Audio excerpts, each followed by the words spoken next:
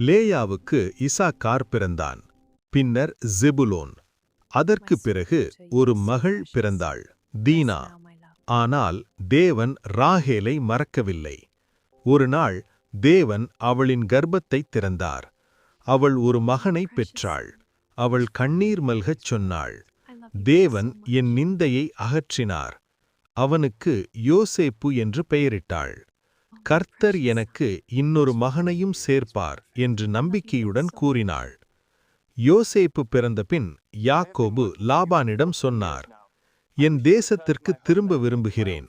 ஆனால் லாபான் யாக்கோபின் இருப்பினால்தான் தன் வீடு ஆசீர்வதிக்கப்பட்டதை உணர்ந்தான். யாக்கோபு தன் கூலியை கேட்டார். தேவன் யாக்கோபுக்கு ஞானம் கொடுத்தார். மந்தைகள் பெருகின.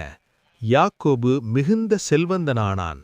ஆடுகள், மாடுகள், வேலைக்காரர்கள் எல்லாம் அதிகரித்தன. அங்கே ஒரு மனிதனின் சாமர்த்தியமல்ல, தேவனின் ஆசீர்வாதமே யாக்கோபை உயர்த்தியது.